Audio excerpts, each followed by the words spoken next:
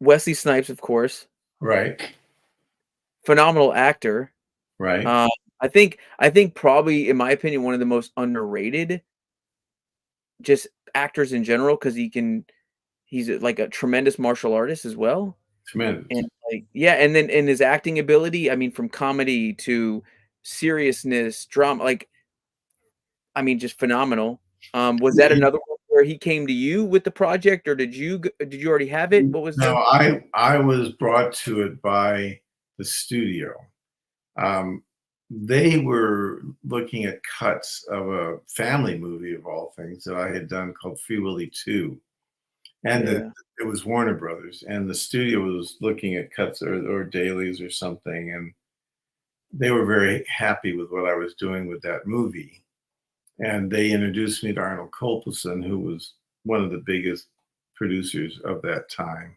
You know, The Fugitive, Platoon, Money Train, all, he was a big deal, yeah. and Oscar winner. And so I worked on the script with him, and then he and the studio took me to Wesley. They wanted to do it with Wesley, so I had to go to New York to meet him. But we were able to bond, going full circle back to Mark for Death, Okay. because he got that that was a good action movie, and so he was interested in me because of that movie. Hmm, okay. What was he like to work with? He's I a mean, very moody man, and you is do he really? yeah, you Okay. don't know, like, which Wesley you're gonna get. You could have a morning where he comes in at 7:30, and this guy, he's on cloud 9, "What are we doing today?" And, "I got a great idea for this scene, what do you think?" And, he like that. Another Mhm. day you get he didn't come in till 10, he's almost 3 hours late. He's irritable, grumpy, confrontational, and you're like, "Whoa, which Wesley just came on the set?" Yeah. And so I don't know. I think part of it is he did party, so I don't know. Maybe it had to do with how much sleep he got. Mm.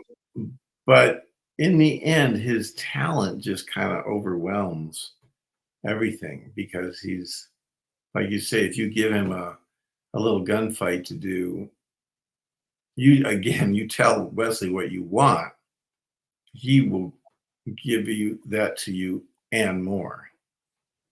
You know, be, Gotcha. because he's going to hold the gun in a way that you hadn't even thought of. And there's a scene in Murder at 1600 where he's got this government, he breaks this guy's neck.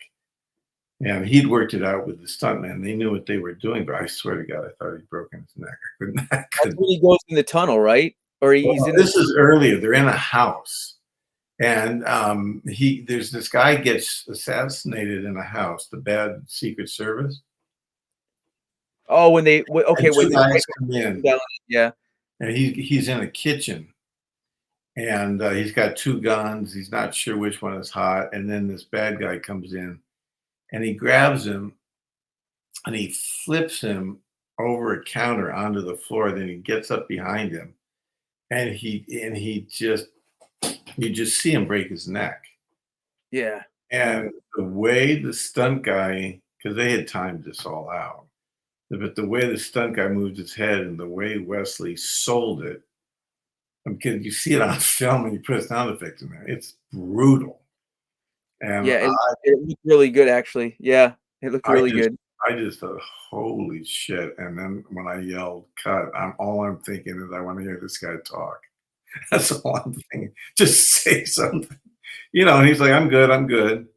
Yeah, But it was one of those scary moments where I thought, I think he just broke his neck. it freaked you out a little bit. It totally freaked me out. But it was because That's they a had really good movie, by the way, man. Murder at 1600, it's like, good. really good. It's got a lot of good stuff in it.